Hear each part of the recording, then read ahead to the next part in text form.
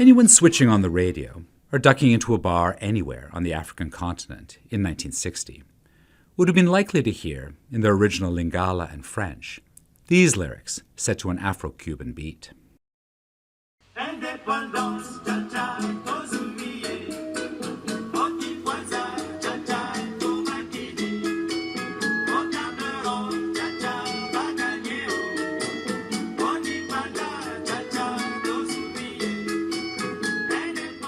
In 1960, often known as the Year of Africa, the Democratic Republic of the Congo negotiated independence from Belgium to the rhythm of the country's greatest export, Congolese Rumba.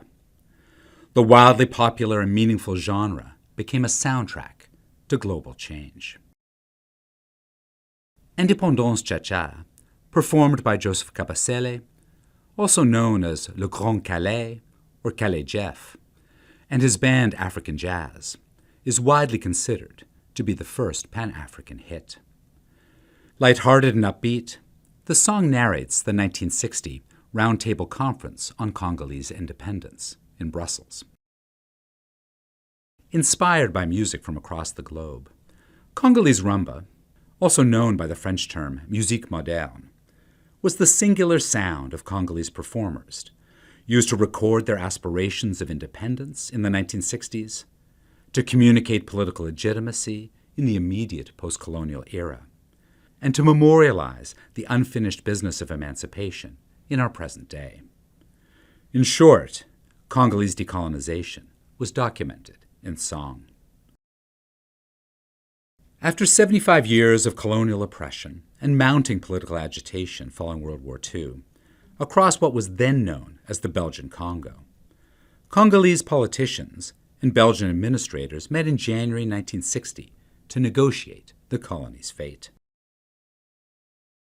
Grand Calais and African Jazz, along with two members of rival musical group OK Jazz, accompanied the Congolese delegation to Brussels.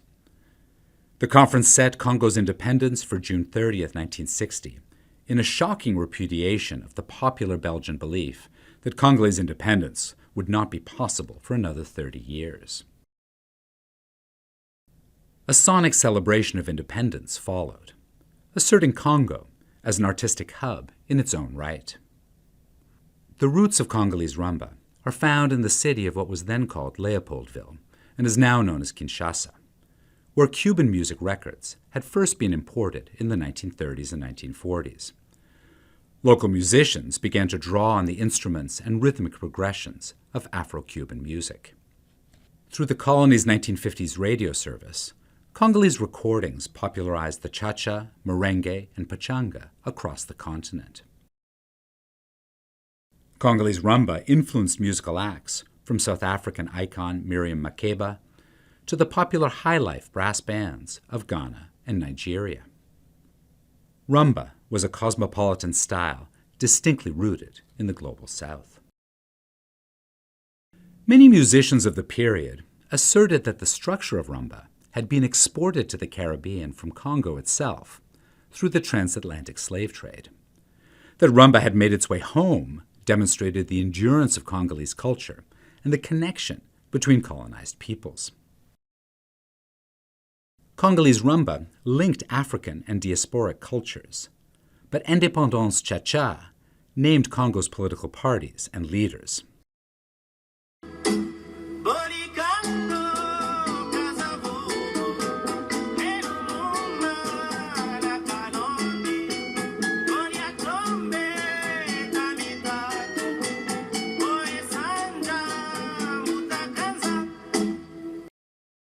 The Year of Africa in 1960 marked a turning point of African independence, with 17 new countries created that year, 18 the next, and 13 more by the decade's end.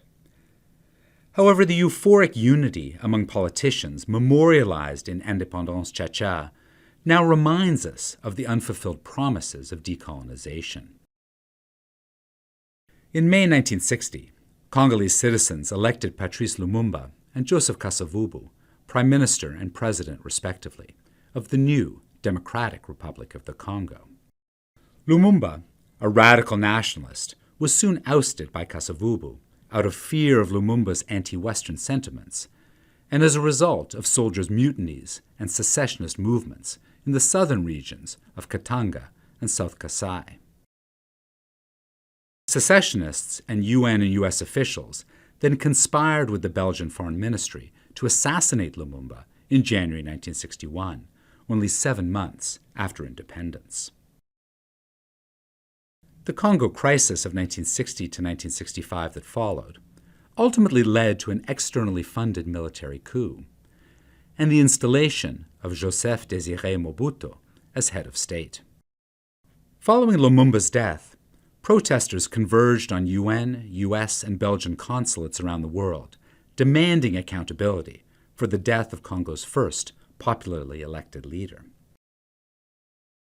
Mobutu, then president and authoritarian ruler of the Second Republic of the Congo, understood well the political uses he could make, both of Rumba and Lumumba. Despite Mobutu's complicity in Lumumba's assassination, he quickly proclaimed the deceased prime minister the first national hero, and himself the second. Mobutu then commissioned a number of songs, such as Lumumba, National Heroes, in 1967. This song was written by none other than Grand Calais and African jazz, and the other giant of Congolese music, Franco, and his band, OK Jazz. Lumumba, National Heroes, established a link between Lumumba and Mobutu through lines such as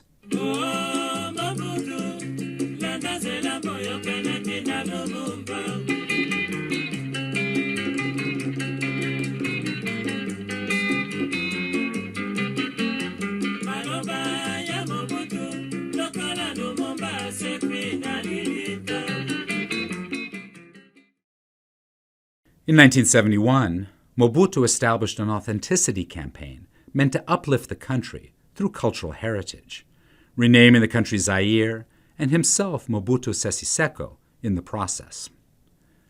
Popular music and government became increasingly intertwined as the president called upon band leader Franco to produce music in support of his government. At the same time, music offered the means to critique power in post-colonial Zaire. Mbwakela, a genre of song infused with metaphor common in Congolese rumba, allowed Franco to maintain a privileged status within Mobutu's government, as well as operate as the president's only critic. Lumumba's legacy, like Congo's political independence as a whole, was cemented through the country's subsequent artistic production. The quote-unquote popular painting style, also called urban or international art, that came to characterize Congo through the late 20th century, canonized Lumumba as the martyr of African independence. Outside the borders of the Republic of the Congo, Lumumba continued to inspire reflection on the incomplete process of decolonization, as in famed Martiniquais poet Aimé Césaire's play, A Season in the Congo. Rumba's power reached an apogee in 1974, when the music festival, Zaire 74, hosted prominent musicians such as James Brown and B.B. King, who performed alongside Zairians such as Franco and Taboulé Rochereau of the band African Jazz. The festival, which accompanied a heavily promoted fight between Muhammad Ali and George Foreman, known as the Rumble in the Jungle, acknowledged rumba as the country's most important cultural export. Held at an economic and cultural peak of Mobutu's regime, music functioned as a triumphant signal of post-colonial success. The high did not last long. The economic decline of the 1980s, political violence after Mobutu's fall in 1997, and the continued external exploitation of Congolese resources by Western powers plagued and continued to plague the nation. In 2011, Belgian-born rapper Balogi released a reworking of the most famous song of 1960, Le jour après, Sikuya Baadaye, Indépendance Cha-Cha.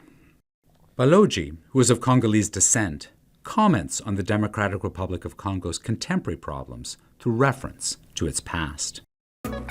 J'ai repris cette chanson fédératrice. symbole de la crédulité des prémices entre indépendance et armistice.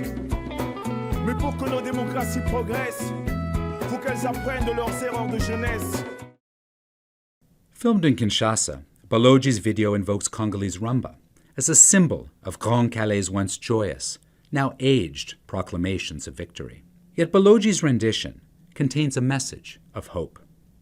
Rumba, through all, remains a key instrument to critique oppression and galvanize the people. Indépendant.